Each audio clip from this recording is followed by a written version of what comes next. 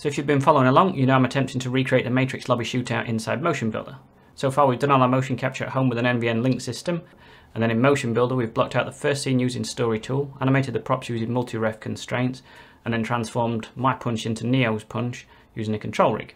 So in this video we're going to look how you can make your two-handed prop animation more realistic, create and share poses between different characters and files, and add some realistic camera shake to one of our shots. So let's get started.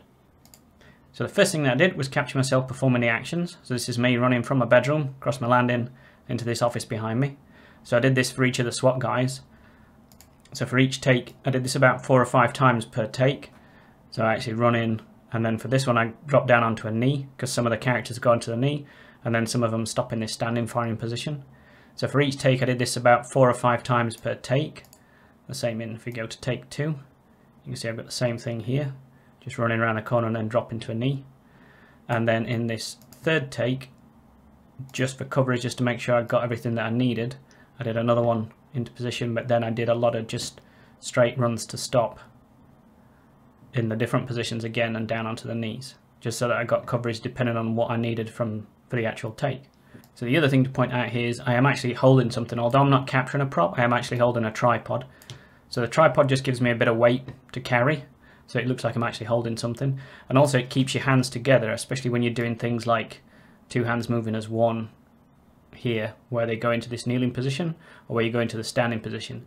If you try and mime this, although you think they're both moving together, they're actually going to be slightly different timings. Especially when you turn and things like that, they'll drop out of position. And then obviously you have to go and fix that in animation. So it's better to capture something, even if you're not capturing the prop and it's not the actual prop. Like this, I'm just holding something that keeps my hands synced in about the right position. It's just going to save you time when you come to do the animation. The last thing to note with this, obviously, is because I'm using the XN's MVN system, I can run from one room across my landing into another room.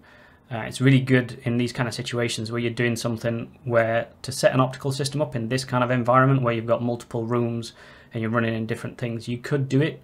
It has been done, but it is quite tricky to set up. But with the MVN system, you can just set up the base station in one room, which was in the office where he's standing at the end, and then I can run across a landing into another bedroom and start from there, and it'll capture me across all that distance without having to worry about occlusion or not being able to see anything. So it does really work well in situations like this, where you may not have a big motion capture studio or a space you can use. If you're like I was at home, or you're working at home and you need to run between different rooms, it's really good for those kind of situations. Or on set, if you have to move between different sets or move around and you can't always put a motion capture system in, you can actually use the MVN system for capturing in these types of tricky environments where line of sight isn't always an easy thing to set up for. So the next step after I'd captured all that was to bring it in and lay out this story block, the same as we did in the previous tutorial. So this I've done in exactly the same way. So I brought in all my characters down this side, I've brought in all the clips, I've animated the cameras and created the shot track, which is what gives us the camera switching. So this is just to lay everybody out. So you can see here, here's the run that I've used, and then all the different runs into the positions, the sort of firing positions that we've got. And then obviously the extra bits that I captured for the guard coming around the corner and then the start of the shootout. And once I was happy with this layout and how everything was working, I baked everything down onto the control rigs ready to start editing, which is what we're going to look at next. So the first thing we're going to do is just hide this lobby, and then we can come into our perspective view. I'm going to select any guard and just line these up. So the first thing we need to do is bring in the weapons and put it in the hands of these guards. So at the moment, obviously, when I've just been laying the scene out, I've not really bothered what these hands look like or whether they're working or anything like that. It's just to get them into the shots. So what we need to do now is merge in all the props, all the gun props for all the different characters. So we can come up into File, Merge, we can grab our M16, and then in here we want to make sure we discard all animation, discard all settings, and we don't want any animation. We're going to merge in one of the M16s, so we can just show everything. If we just come over to this weapon, so in here we just look in our scene browser, we can see we've got an M16 with the handle object and then the actual mesh. So we've got a scene root and then the handle that we can use to move our gun around in a line. That's where we're going to keep all the animation, just in case I ever decide to update this M16 mesh. So now we need to align this gun with one of our SWAT guys. So if we just spin round, we come to this first swap guy. What we can do is we can grab our handle. Now I'm just going to use Alt, left click, drag. We'll just drag it onto the hand. We could use the hand, we could use the wrist, it doesn't really matter, just somewhere around this point, and we can do align, translation, rotation. Now unless these have been set up, you're working in a game sometimes, or some props that actually set these up correctly, so when you do this alignment it will actually align with a hand or with a weapon joint. These aren't set up that way, so we're going to have to rotate these into position. So we're just going to hit R to rotate, and then F5 to switch it to local, and then we're going to position this in this hand. So as you can see here, the hands are in the wrong position. Now this is usually because, like with a lot of motion capture, unless your actor and your character are exactly the same size, the hands aren't going to be in the same position. You're going to get little offsets, which is what's happened here. I'm not the same size as this SWAT guy, he's actually taller than I am, but it just means when it transfers this data, the hands are slightly off, so we're going to need to fix those. So what we can do first is we're going to position this gun in the right, get it somewhere like we're sort of happy with, and then we can constrain this up and then refine the positions to get these hands so that they're matching, so he's holding the gun. So what we'll do first is we'll create a simple parent-child constraint. So if we come down here into Assets, Constraints, if we just grab a parent-child constraint, we're going to drag that onto our handle, we're going to constrain that object, and then we're just going to get that to follow the wrist, so we can alt drag the wrist into the source object, and then we can snap. So now when we grab this wrist, and move it around, you can see the gun's going to follow. So we'll create an animation layer, and we'll position this hand roughly where we think we want it to be for now, just to get a rough position. Then once we're happy with that, what we can do is we can position this, the second hand, and then once we're happy with the rough position of that, we look at this hand, it's a little bit off. So what we can do is we can turn off our constraint, grab our wrist again, and then we're just going to rotate this over. So something that's probably going to help us with this positioning is to do just to roughly pose the fingers for now. So if we just come in, just to get these looking like they're holding the handle of the weapon. So now we've got our hand posed, it should make it a bit easier to pose this gun. And then once we're happy with that, we can come back to our parent-child constraint, we can just snap that again so that that's aligned. So now we can have another look at this front hand, and we'll probably do the same with that and just put the hands into some kind of pose. So if we just bend these fingers. So once we've got the hands into a position that we're happy with, we're going to constrain this wrist to the gun. So if we come back down into our asset browser, grab our parent-child constraint, we can grab that onto the IK effector, and we're going to constrain that object, and then we can grab our handle, and we're going to use that as the source. And if we snap that again to maintain this offset, so now what will happen is, at the moment, if I move this gun around, you can see the hand doesn't move with it. That's because I've not turned the IK on. So what I need to do is turn on the IK and the FK, and now when I move this hand, the other one stays constrained. So it just means now if I want to come in here, I can refine the position of this hand, and the hand will stay in the correct position aligned with this gun. And if I want to adjust this position, maybe bring this elbow out a little bit more and drop this shoulder. If I want to bring this elbow out, you can see if I start moving this, the hand starts moving around. So what I'm going to do is I'm going to pin this effector with using W and E, so that just pins the translation and rotation. So now I can move this elbow out, and also bring this shoulder a little bit further around. I'm not quite happy with this wrist position, so you might bring that wrist over, just because your wrist tends to bend that way in line with your arm rather than that way. That looks broken.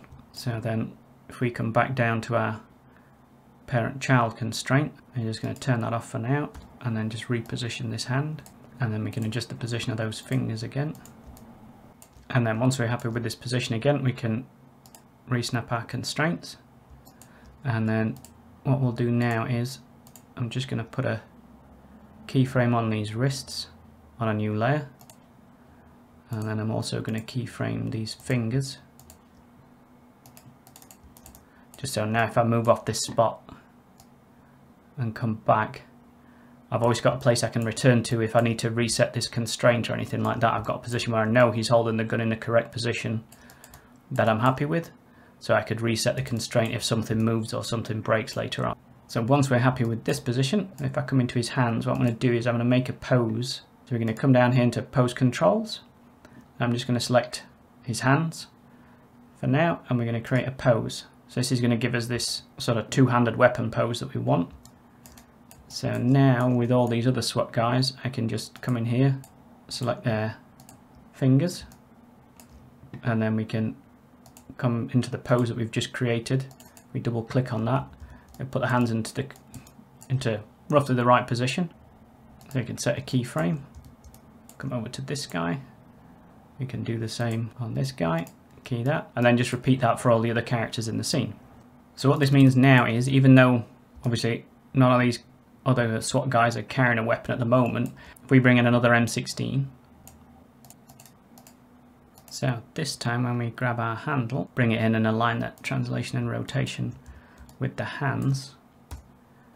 Now when we come to rotate this into position, because we've got this hand shape, it gives us a much better idea how we can align this weapon with the hand. So now what we do is we continue bringing in each of the weapons, aligning it with the hands and setting up all the hands until we've got them all in, and then you end up with something like this. So you can see now each one of them's got a gun. We've roughly positioned it in what we think is going to be the right position for now. And then if we just switch back to our camera view, if we scrub through now, you can see each one of them's holding a weapon. It's not exactly perfect for now. You can see some of these alignments are a little bit off. But you can see they've all got a gun where they should have, and it's roughly in the right position, and the hand positions are roughly okay. Apart from these two.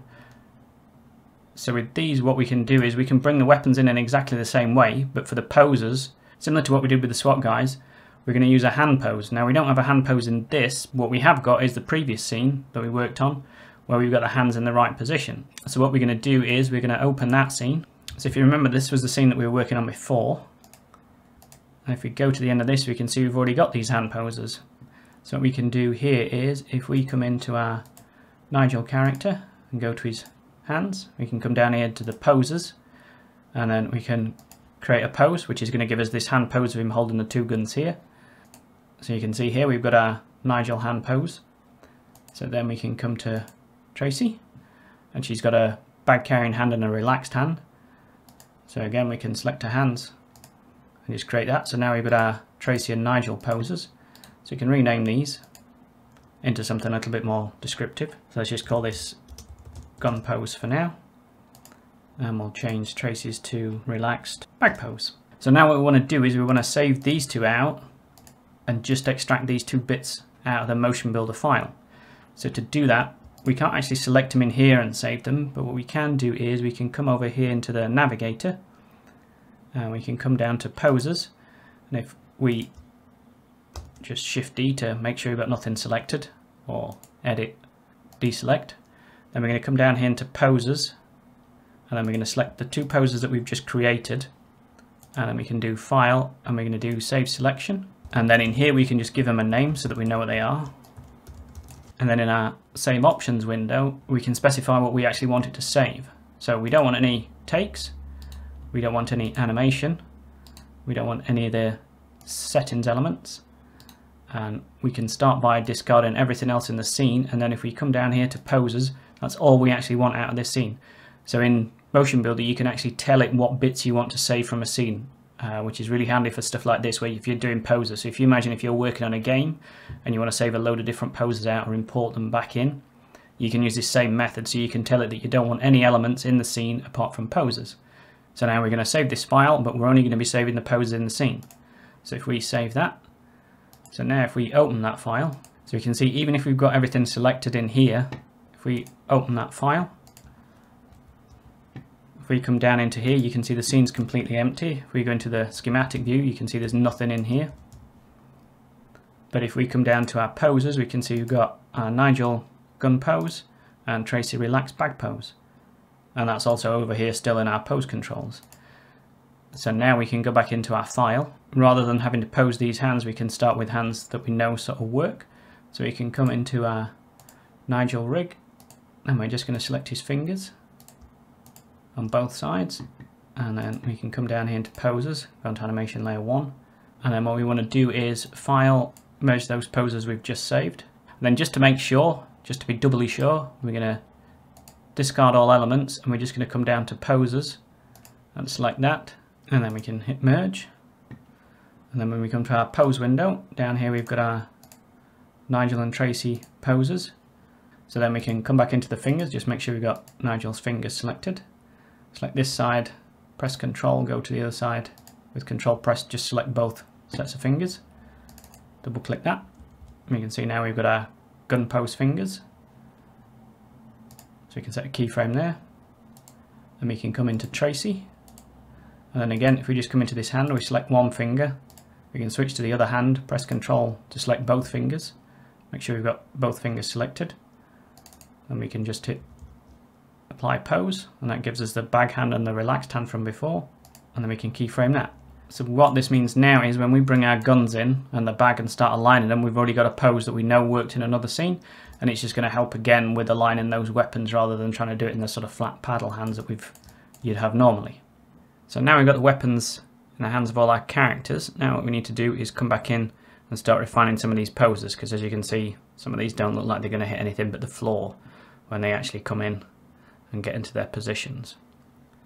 So the first one we're going to do is we can come into here, and we're going to work on this first guy that comes in here. So if we Control H our control rigs, and we just select this one, it's going to set the right control rig up here in the character controls. And then if we hide our lobby, Control Q into our perspective camera, just hit F to focus in on him.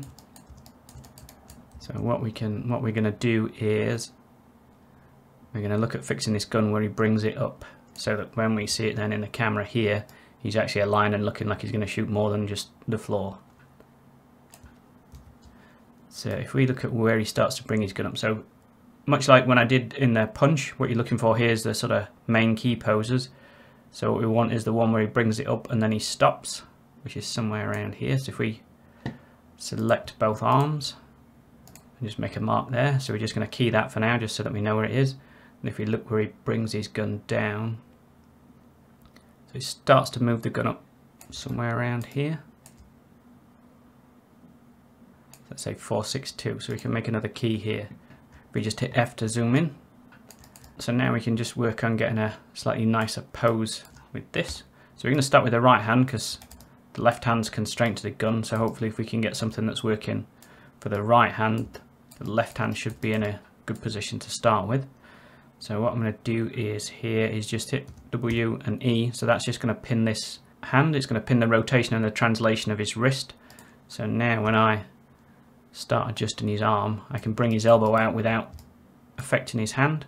If I don't have that turned on, when I move his elbow it changes the position of his hand, which is not really what we want. What we want to do is get this into something like a pose and then just make tweaks on the rest of his body without it breaking the position of his hands. So you can bring this arm in. We could look at moving this shoulder a little bit and see if we can get our hand into a slightly better position. Obviously because his left hand's constrained to the gun, what you want to make sure is as you're positioning this, you get in a pose not just for this right hand but also for this left hand that looks correct. Because as you can see at the moment, it's not too bad, but if you go too far with some of these poses, his arm's going to look broken. He's either going to end up stretching and his hand's coming away, or his wrist's going to bend back into this really sort of cramped, broken wrist kind of position. So although you're working on the right hand at the moment, you need to be mindful that it's also affecting this left hand pose, because you can see here it's gone quite broken now. So you always need to be measuring up, especially when you've got a constraint set up like this, that what you're doing to one side isn't breaking the other. So when we've got a pose that we're happy with here, we can select both wrists. We're going to key that, and then we're going to come to our weapon up position, this aiming position here, and start fixing that in exactly the same way. So again, you're looking to get this right hand in position, but also paying attention to this left hand and also to our shot camera, so that it actually looks like he's aiming as well from this camera. Because sometimes what you can find with the camera angle is what can look right when you're in the perspective view, like this, looking at your character. When you actually look at it in the camera, he may not look like he's aiming where you want to be. So sometimes you have to sort of play these animations to the camera so that they look correct from there, because that's ultimately in the end where you're going to see it from. So we're just going to adjust this in exactly the same way. So again, keeping that wrist pinned so that we can adjust this elbow, get this elbow out. Also checking that we've not broken this wrist on this side for the hand holding the gun. So that's all still in line, and making sure that we've got this butt of the gun nicely tucked into his shoulder here. If we look at that in our camera view, it's a little bit over rotated. Bring that back round. And if we're happy with that, we can key that. And then if we just Control 2 to bring up two views, we can check that with our reference. So if you wanted to match it completely, we could bring this elbow up a little bit more. Key that. And if we just check that in our perspective view, you can see now when our guard comes in, he brings the gun up and aims it at our characters. Although if you look in the actual scene, he's not aiming it at, if we put Nigel and Tracy back in, you can see he's not aiming he's not actually aiming at them. But if we look in our camera view, where's he gone? Here. You can see it looks like he's aiming towards them. What we might have to do is just at the end here, obviously his hand goes down. So we can just come in here and fix this pose so that it still looks like he's aiming ahead. So the last thing we just need to check is, because we're using a parent-child constraint on this front hand here, on his left hand, we just need to make sure, because it stays fixed the whole time through, although it works when he's actually running in this position, so when he's carrying the gun, it looks fine. But when he actually brings the weapon up to aim, you can see it starts breaking his wrist. So there's, just focusing on that, you can see the shape here is getting quite twisted. It doesn't look too bad, but we'd expect a slightly different position here. And this is something I see quite regularly, is people set up one constraint and then they'll sort of fix it. So it looks like his hand's now glued to this thing. So what we need to do is fix this. So what we actually want is, say when he brings his gun up here, we just come down into constraints. We just turn this off for the moment. What we probably want is something a little bit more like this. So you can see now we've got something that matches a little bit close to our video reference. But obviously we need two different positions, because if we Control Q into our perspective view and then look at our two hands, so we know that the pose here is correct and where we want it for holding the gun when he's running. And then when he actually aims, we want this pose. And then we need to obviously fix the hand with the gun on the other bit. So what we can do is we can actually animate this constraint. So if we look at the constraint in the properties, we can see there's an offset here that actually gets stored. So when you hit snap, it changes this offset. So if we look at on this frame, where we've got the keys, actually this frame, where we've got the key, where we've got the hands in the correct position for carrying the weapon, if we show the properties for that weapon, if we hit snap, you can see there that value. And if we take this off, if we come to our frame where he aims a gun, which is this one, so we don't have the constraint turned on, and then if we go back into the properties, if we hit snap now, you'll see those values change. And then obviously if we move that back, you can see that then breaks the hand in this position, but it's correct for this position. So what we can do is we can animate these values. So if we go back to our first pose, if we just lock the properties for this so that we can see these all the time. So now if we hit snap, you can see these values change. Then what we're going to do is we're going to keyframe these, and we're going to turn our parent-child constraint off, and then we're just going to come to this second position, which we know is correct for where his hand is, and we're going to hit snap, and again you can see these values change, so we're going to keyframe those. So now if we keep an eye on those values, you can see as he moves, those values change, and now when we look at the hand in this position, the wrist is correct. And when we look at the hand in our aim position, it's also correct. And then as he moves in, the gun's going to stay in the hand, but with this correct sort of aiming position rather than the carrying position. So if we come back into our camera view, we can see the gun.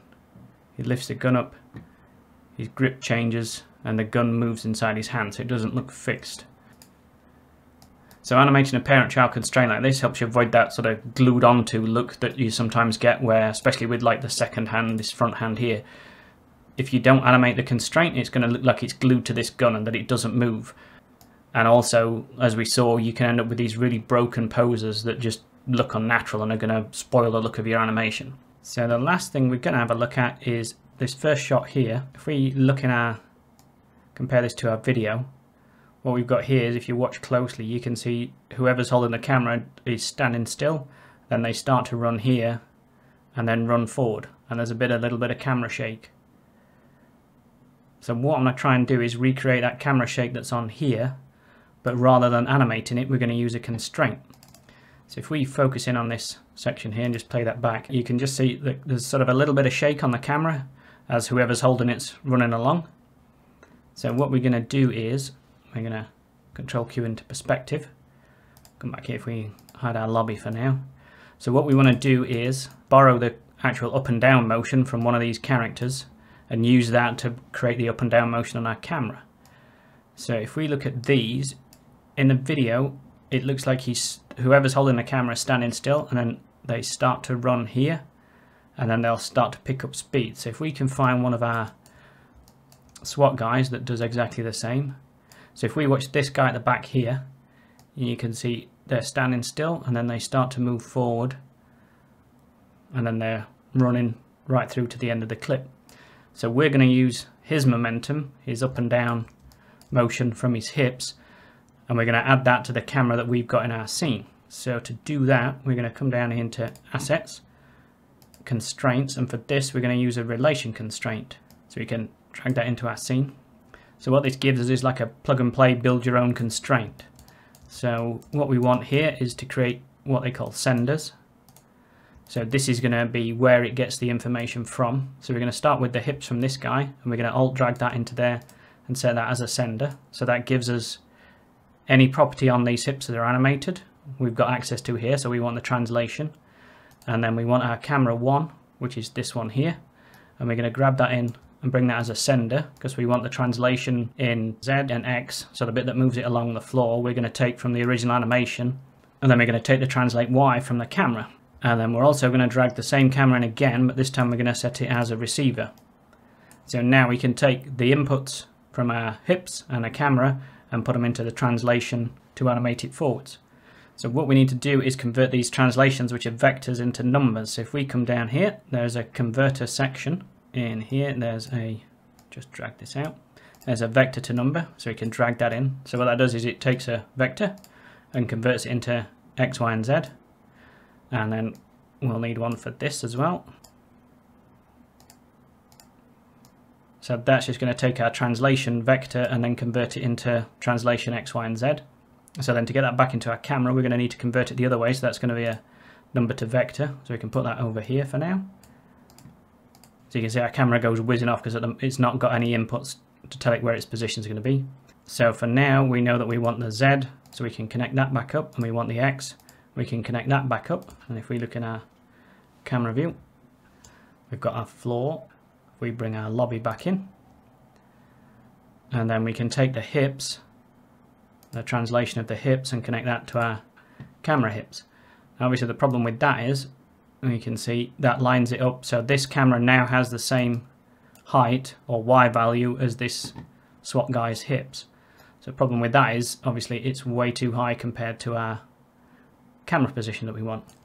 So what we can do is we can disconnect that, and then what we want to do is subtract a value from this Y to lower it back down. So if we come down here into numbers, we can come down here and there's a subtract, so we can drag that in. So now we can take our Y value, put that in here, and connect it to our Y value again, and then in here we're just going to right click and set value, and now we can drag in here to lower our camera, so that it's on the floor. So now as we start to play that through, you can see there's very little up and down at the start, but then as they start to run, the camera starts to move up and down, and here it goes through the floor. So what we can do here is just bring this back up so that it's just on the floor. And again, we can use a right click drag just to move it a little bit smaller. So now we can see, if we play that back, we can see there's an up and down on the camera, which just gives it a little bit more life. There's a little bit more movement in there. But if we compare that to our original video file, we can see ours has a lot more up and down movement. So what we can do to help with that is we can use a multiply. So we can drag our multiply in, and then we can just move these other two out, and then we can take the number from here, put it into here, and connect it up. And then again we can set a value here. So if we set it to 1, it's going to take these numbers. If we right click in this box, you can do show all values, so that will show you the values coming out. So we can see here the actual Y value that we're getting is 19.66. So as it moves along, that's going to be the same. So now if we want to damp this down so it's not moving up and down as much, we could say we only want half of that. So you can see now the values coming through are half the values that it's actually getting in. So now when he runs along, the motion's still there, but it's a lot more subtle. So if we compare that now to our video footage, we can see at the start here there's very little up and down motion, and then as the clip progresses, as our cameraman, fake cameraman that we use in here, which is the SWAT guy, starts to increase his speed and starts running, you can see the camera moves up and down a little bit more. So you're getting the same sort of action that you would expect to get if you actually had a cameraman holding this, running along with these SWAT guys. Thank you so much for watching. I hope you found this video useful, and don't forget to subscribe, because in the next video we'll be moving into slow motion. I should probably expand this jacket at some point, shouldn't I?